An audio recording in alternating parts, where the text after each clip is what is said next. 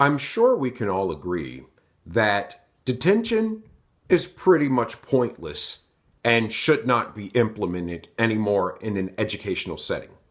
Howdy folks, this is Tony here, and in this video I am going to give you my views on school discipline and how this needs to desperately be reformed in the future.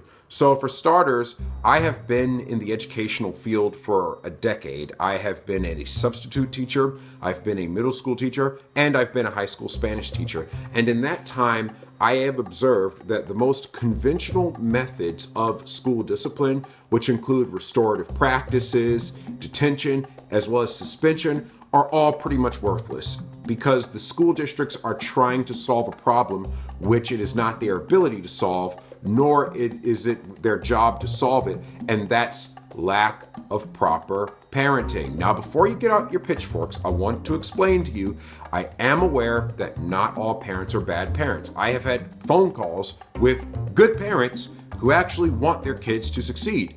However, I have also been on the phone with more than my fair share of parents who either don't answer the phone, are indifferent, or I've literally been told by parents before, I don't know what to do with them, you figure it out. With that approach, en masse, seen widespread all over society, you're going to pretty much see the collapse of education because students are not coming to learn, they're coming to be entertained. Now, let me first give you sort of my approach to how I teach a class. You know, I try to be as laid back as possible. I'm not a draconian dictator. I do not walk up to the students and say, sit down and do your work or I don't do that. I try to, if they want to joke with each other or laugh with each other, I'll even try to, cut in on the joke, but then drop a little knowledge in there. Oh, you guys are talking about Fortnite. Well, did you know that Fortnite was built using a programming language? And if you learn this programming language, you can succeed in the future. Or if they're joking about something that's totally irrelevant. As an example, kids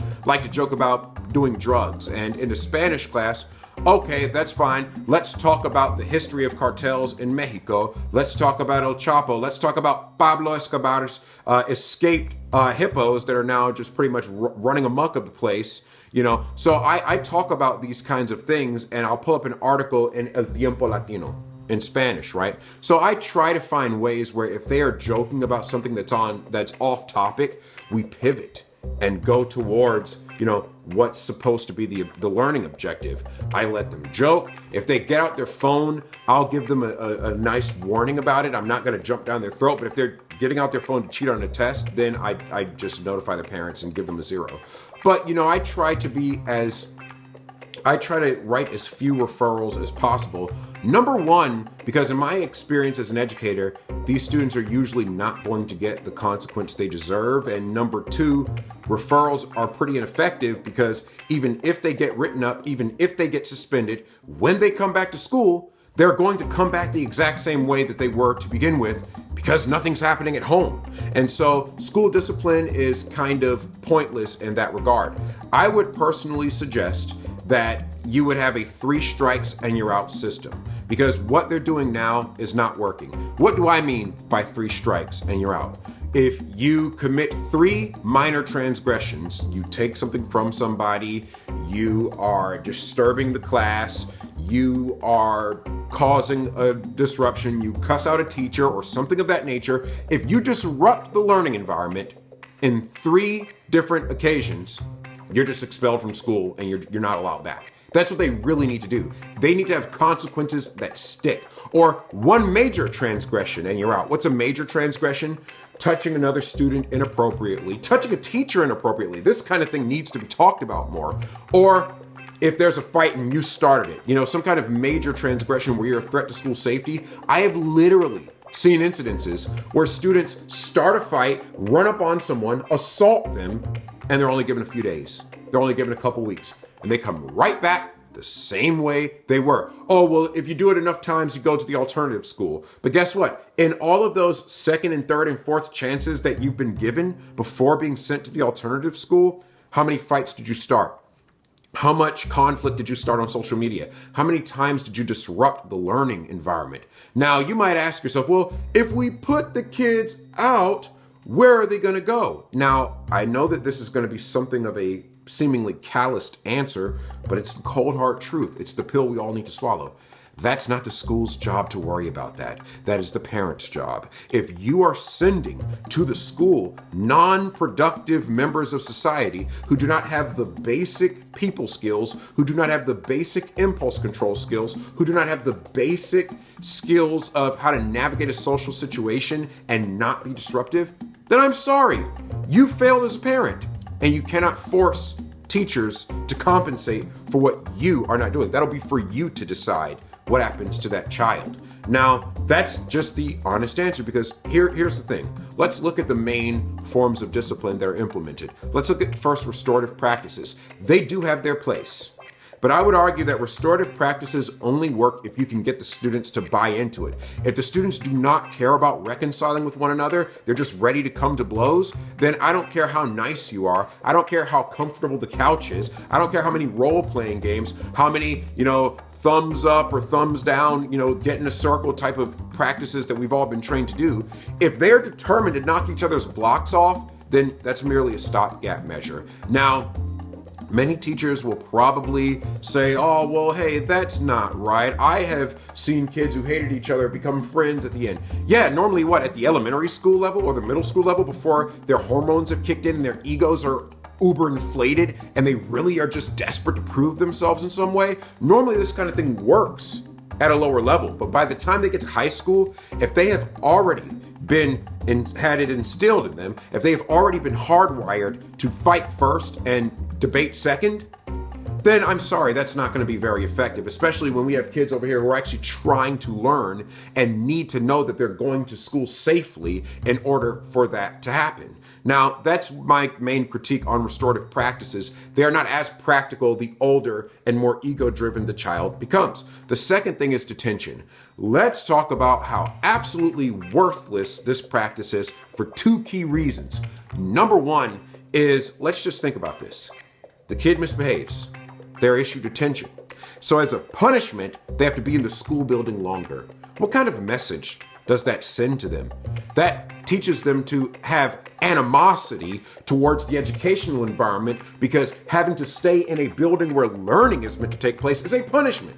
So now you're teaching them to implicitly couple learning with punishment.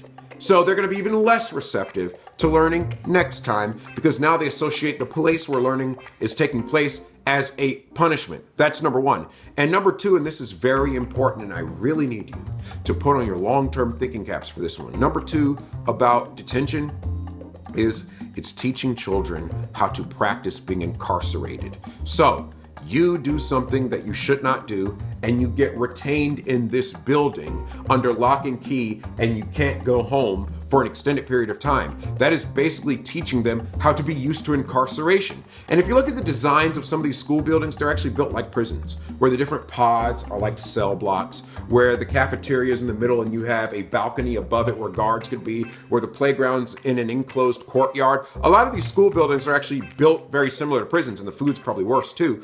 But what kind of message does that send? School is a place not of freedom and learning, but of restriction and punishment.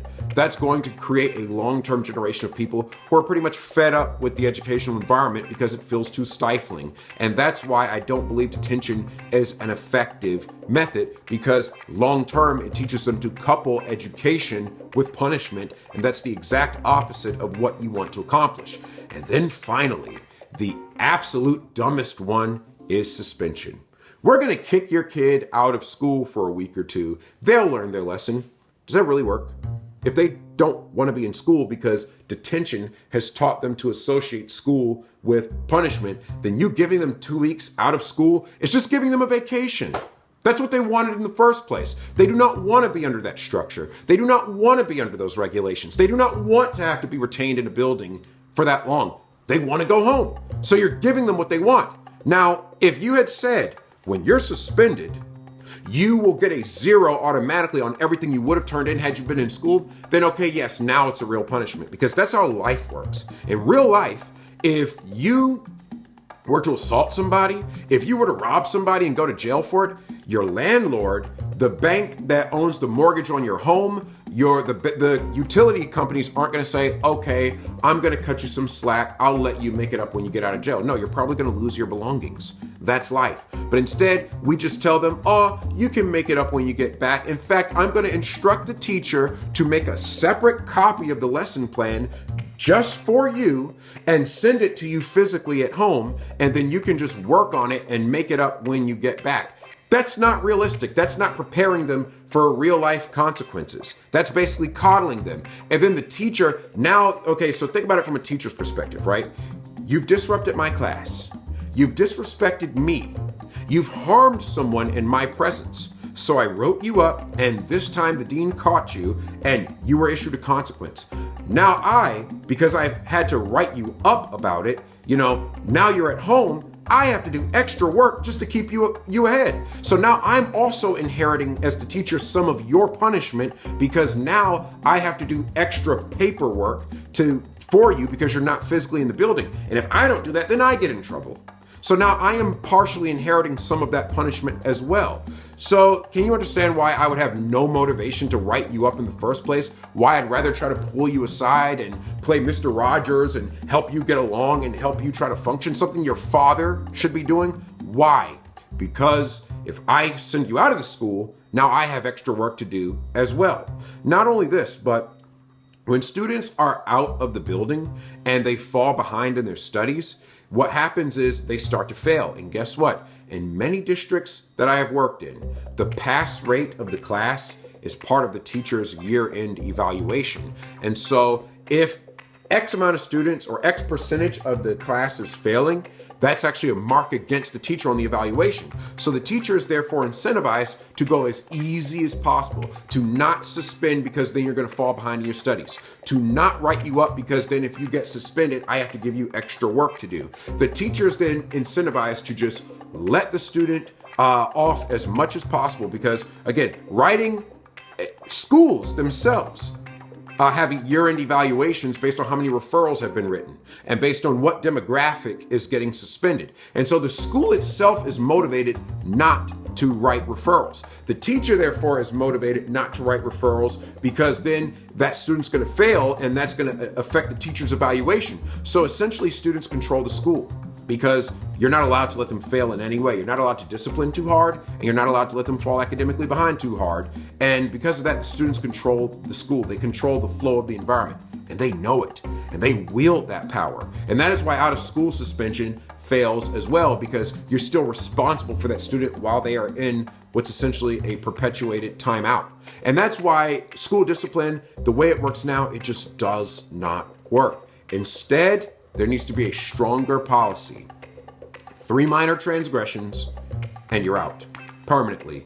1 major transgression, and after thorough investigation, if it's determined that you started that fight, you're a threat to these kids' safety, you're out of here. That's what needs to happen. Oh, but the classroom size will be smaller.